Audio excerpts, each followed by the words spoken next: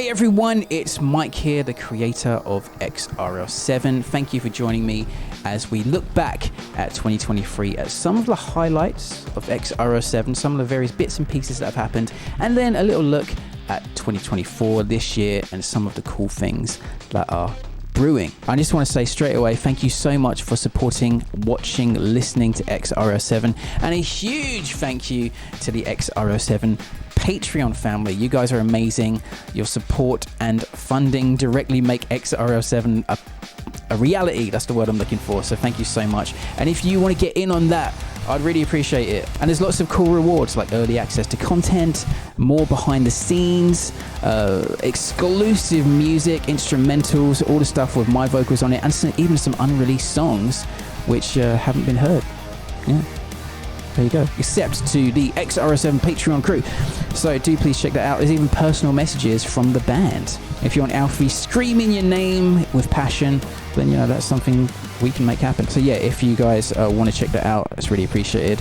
Patreon.com/XRL7. So what pixelated goodness happened in 2023? Well, there's been 3 XRL7 episodes, some side series stuff as well with even more animation, but let's talk about the episodes first. Episode 22 came out in early 2023 with the EP Cyanide Songs, a collection of 3 songs and a remix of the band Cyanide 6, featuring Michael Joseph on lead vocals, who you know as the singer of Cyanide 6. He's also in his own personal projects. You can check him out on Rockstar Esoterica or his YouTube channel Schism206. The episode had lots of cool people involved as well. Checking out the music industry side of things, where Cyanide 6 gets signed to a major label, which is a offshoot of Duke Inc., the big bad label. And it's great to get the episode out because those songs were there for a long time.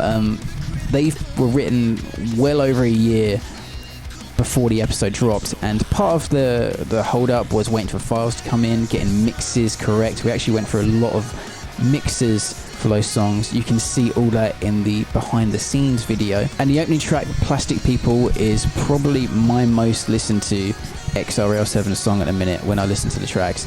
Really happy with that song, and punchy, got a cool message to it. Yeah. Episode 23, Xeno, came out as well, featuring Nero Argento on the song Mainstream.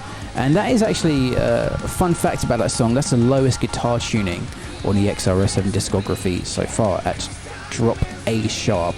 So it's not like genty tuning, like mentally low bass tones, but it's pretty low. It's low because normally the songs are in drop C or drop D, and the main reason for that is because I write the songs from acoustic guitar, which is in drop D, and that's where I write from. So I will often do it in D, then transpose it down.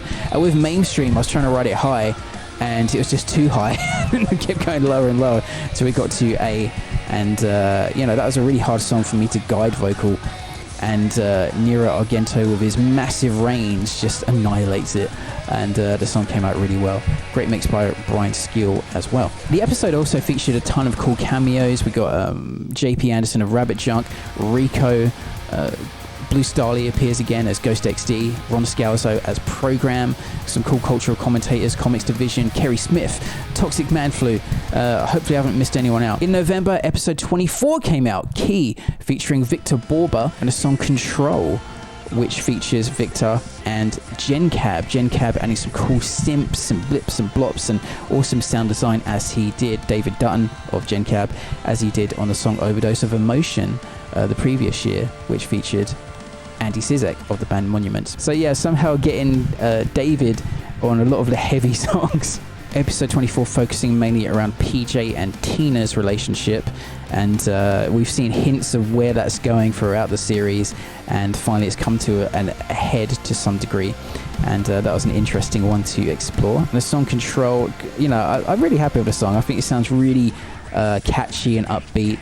And it took a while to come about, this episode and song, because the original vocalist who I was in touch with for the song, I wrote the song for them, and I wrote the character with them in mind as well.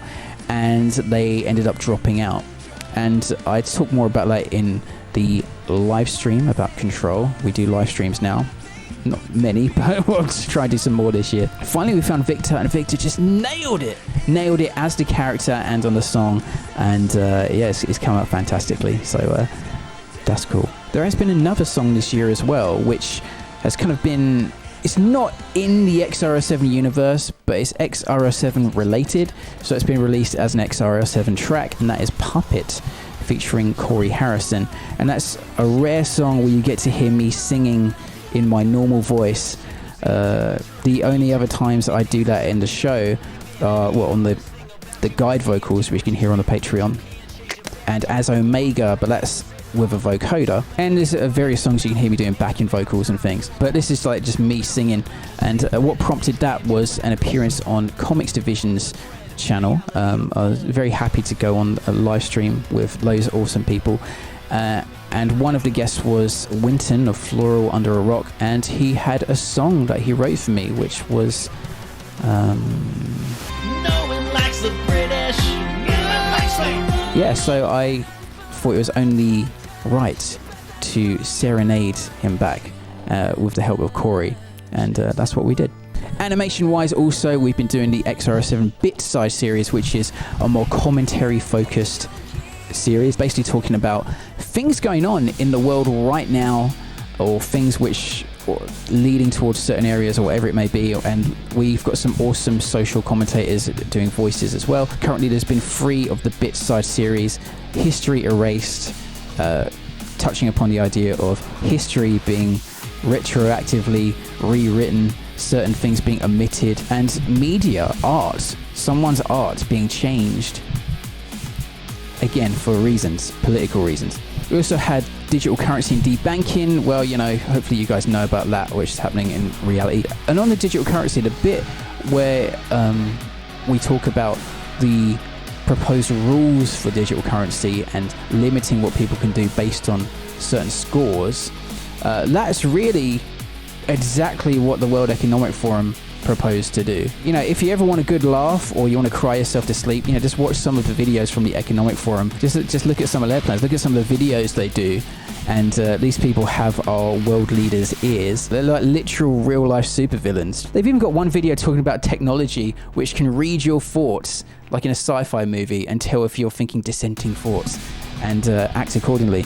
In the example I did, I was like getting someone fired from work because they were like thinking not good work thoughts or something. Get out of here with that. Get out of here. And the final Bits 1 of 2023 was Strong Female Character, speaking about the trope of the politicized strong female character in modern media. Not speaking about the classics, the Ripleys and other awesome characters, but more the use of certain tropes to basically be vehicles for political messaging rather than entertainment. Come on, we want entertainment, man. We want to laugh. Also in 2023, we launched our X-RL7 Reacts series, which is essentially that's myself and Roggers, who is the voice of Alfie, the band manager, reacting to music within the broad sphere of X-RL7, the alternative music genre.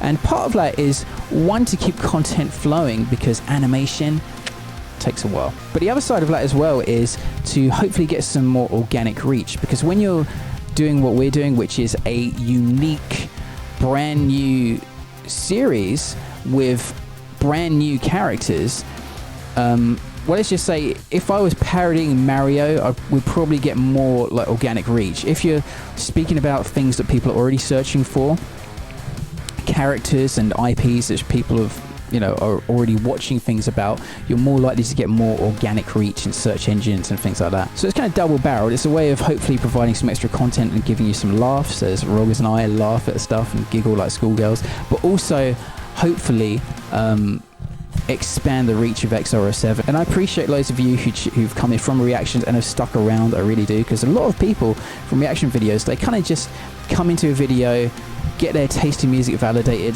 dump their knowledge about the band. Oh yeah, the song's actually about that, and then bugger off. So I appreciate, you know, you guys for staying around. There was also a video, the most recent video about the Data Protection Act, in the UK. And earlier in the year I spoke about digital IDs, digital banking, and road charging, because there were some things that were going on in the UK specifically which had some actionable things we could do to prevent those, or try to prevent those. Because you may recall, like, recently the energy bill in the UK, if you're aware of that, it's basically this bill with these very dystopian clauses and rules and things in it, basically got passed because no one was talking about it in the mainstream media. No one was talking about it in the big channels, and so it just like quietly got through the radar. But we're not going to make that mistake with the Data Protection Act. And this is an entertainment channel first and foremost, but when I see something like that which I think is actionable and something that we can do something about, and there is like, okay, this is what you can do, click this link and there's some action. I assume, like me, you like freedom. You don't want cameras in your face all the time, and you don't want your data being sold off left, right and center and accessible by people that shouldn't have access to it. I am aware some of that is happening already, but this would be even more so. So what's happening this year? Come on, what are you doing lately, Mike? Well, I've been working hard this December on episode 25, and it's done. So that'll be out probably mid-January. Still got to put out finish the backstage video for episode 24. So that should be the next video. And just to prove that, there's been work going on, here's some of episode 25, a little clip while I'm chatting. There you go. Actually, you can see me animating a couple of scenes from episode 25 in the live streams. As I say, I've started live streaming, which is a brand new thing, and certainly something which is new for me, being quite an introverted person. I'll be doing some more this year, so if you want to come on and watch me animate or mess with music or whatever it may be, it's always great to see you there. And yeah, it's good. I've been enjoying those. And episode 26, making lots of progress on that, working on that at the moment. And yeah, I'm excited about that one. So thank you so much for supporting X-RL7, for watching and listening and streaming and all the things. I really appreciate it, and you guys are fantastic. So thank you so much. Again, there's the X-RL7 Patreon if you want to help us out there. That's great. That's really awesome, and very much appreciated. So thank you so much. Hope you have a great year, and yeah, speak to you soon.